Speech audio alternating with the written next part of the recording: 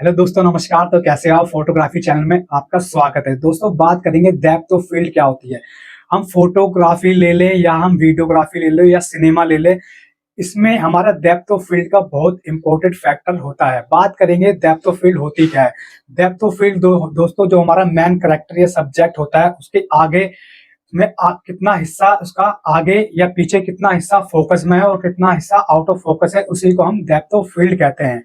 दोस्तों, depth of field दो प्रकार की होती है। पहली होती है शैलो डेप्थ ऑफ फील्ड, जिसे हम नैरो डेप्थ ऑफ फील्ड भी कहते हैं। दूसरा होता है डीप डेप्थ ऑफ फील्ड, जिसे हम वाइड डेप्थ ऑफ फील्ड के नाम से भी जानते हैं।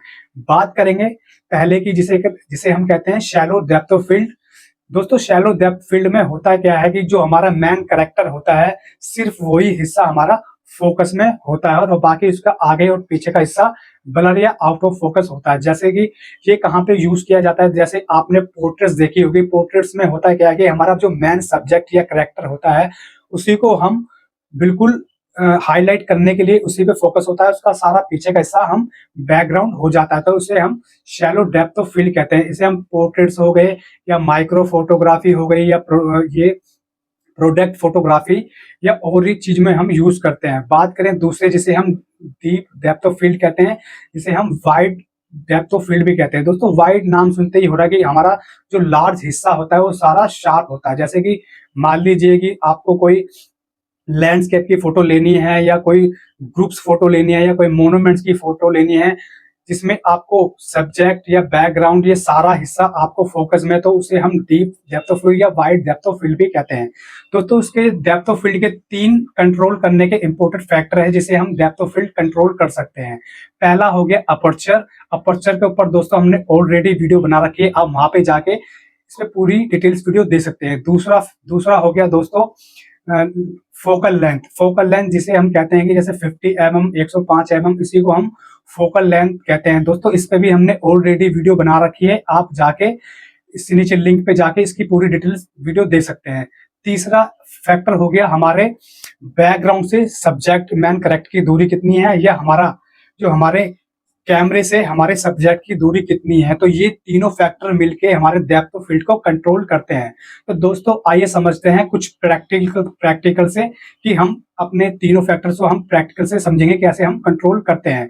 तो दोस्तों, अभी तक आप हमारे चैनल में नए आए हैं तो लाइक करें, सब्सक्राइब करें और बेल आइकन को जरूर दबा दें, ताकि ऐसी और भी इंफॉर्मेटिव वीडियो आप तक पहुंचती रहे। तो दोस्तों, आइए स्टार्ट करते हैं।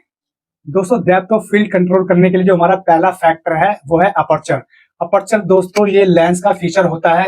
अपर्चर हम जानेंगे, जितना छोटा एफ नंबर रहेगा 1.8, 2.8, 4, 5, तो उतना ही हमारा शैलो डेप्थ ऑफ फील्ड कहलाएगी। दोस्तों, जितना हमारा छोटा एफ नंबर होगा तो उतना ही उसका राउंड सर्कल ज्यादा होगा, और जितना ही उसका एफ नंबर बढ़ेगा 8, 11, 16, 18, 22, तो उतनी ही हमारी डेप्थ ऑफ फील्ड डीप जाएगी। दोस्तों, जितना ही एफ नंबर हमारा बढ़ेगा तो उतना ही हमारा जो राउंड सर्कल होता है उतना ही नैरो होता चल जाएगा, मतलब कि छोटा होता चल जाएगा। दोस्तों, आइए समझते हैं। ये हमने एक पीछे हमने एक ये हमारा बैकग्राउंड है एग्जाम्पल के लिए, और ये हमारा पास एक सब्जेक्ट है जो हमारा कैरेक्टर है। इसको हम अपना जो अपर्चर है, एक हम इसमें देखेंगे कि हम अपने अपर्चर को नंबर से कम या ज्यादा करके कैसे हम डेप्थ ऑफ फील्ड को कंट्रोल कर सकते हैं। पहले जो दोस्तों हम फोटो खींचेंगे वो हम एफ नंबर छोटा रखेंगे, मतलब कि 3 या 4 या 4.5 रखेंगे, और उसके बाद जो सेकंड फोटो लेंगे उसका एफ नंबर हम रखेंगे 11, 12, 13 या 14 रखेंगे। दोनों को कंपेयर करके देखेंगे कि हम डेप्थ ऑफ फील्ड अपर्चर से कैसे कंट्रोल कर सकते हैं।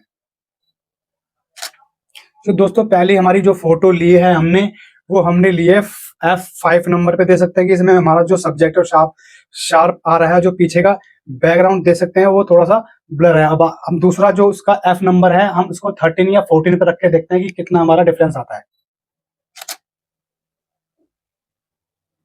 दोस्तों, हमने दूसरी जो फोटो ली है वो उसका F नंबर हमने 14 रखा है। तो पहली फोटो देखते हैं और दूसरी फोटो देखते हैं। तो दोस्तों, हमने दोनों फोटो क्लिक करी। पहली फोटो जो क्लिक करी थी इसमें हमने एफ नंबर 4 रखा है, और पीछे का दे सकते हैं कि बैकग्राउंड कैसे ब्लर इफेक्ट आ रहा है।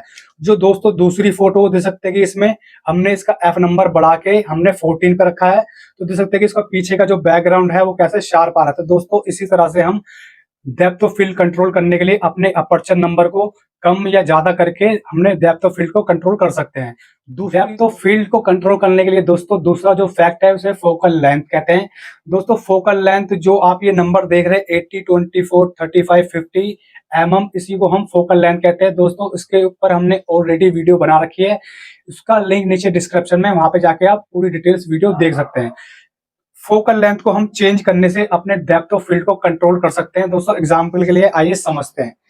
पहली फोटो हम लेंगे वाइड फोकल लेंथ पे जो कि 18 या 24 रहेगा। सेकंड हम फोकल लेंथ रखेंगे 85 और थर्ड फोटो रखेंगे 135। तो आइए देखते समझते हैं।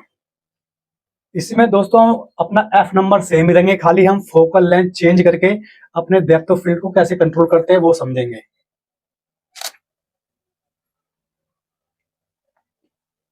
दूसरी जो फोटो हम फोकल लेंथ रखेंगे चेंज करके हम रखते हैं 85। जो तीसरी फोटो हम शूट करेंगे उसको हम फोकल लेंथ का रखेंगे 135।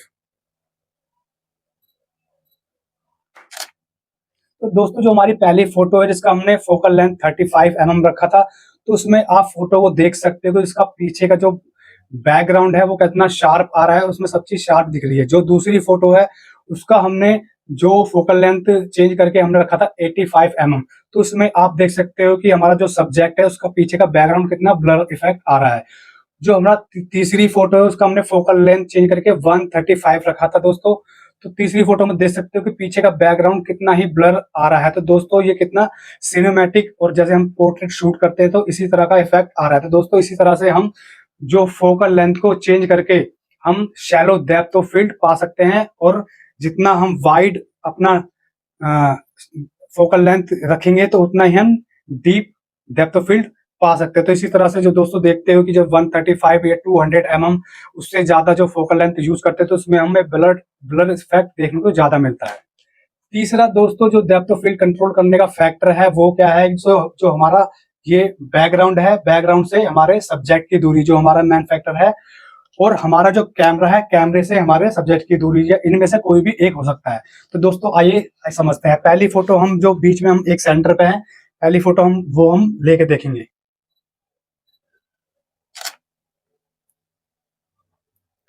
अब दोस्तों दूसरी फोटो क्या करेंगे, हम अपने जो सब्जेक्ट के बिल्कुल पास जाएंगे कैमरा लेके।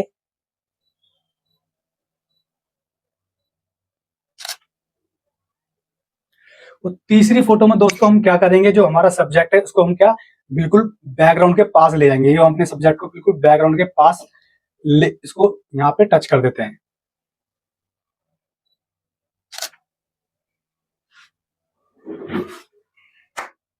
तो दोस्तों देखो जो पहली फोटो हमने ली, जो बीच में हमारा सब्जेक्ट सेंटर में था, मैन जो करेक्टर था, तो हमारी जो पीछे का बैकग्राउंड देख सकते हो कि वो हल्का सा ब्लर इफेक्ट आया है।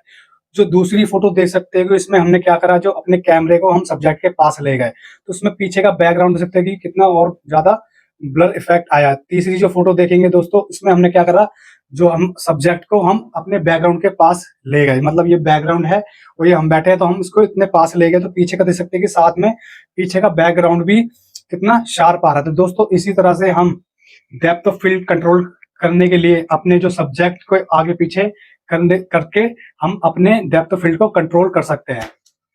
तो दोस्तों इसी प्रकार से हमने तीनों फैक्टर बताए कि अपर्चर, फोकल लेंथ और अपने सब्जेक्ट और बैकग्राउंड से कितनी डिस्टेंस पे है, और दो मैन जो है शैलो डेप्थ ऑफ फील्ड और डीप डेप्थ ऑफ फील्ड के बारे में बताया। दोस्तों वीडियो अच्छी लगे, जो आपके और भी फोटोग्राफर दोस्तों उनको शेयर जरूर करना दोस्तों। फोटो लगे तो लाइक, सब्सक्राइब और बेल आइकन को जरूर दबाना ताकि हमारी न्यू वीडियो जल्द से जल्द आप तक पहुंचते रहे। नेक्स्ट वीडियो में मिलेंगे। जय हिंद।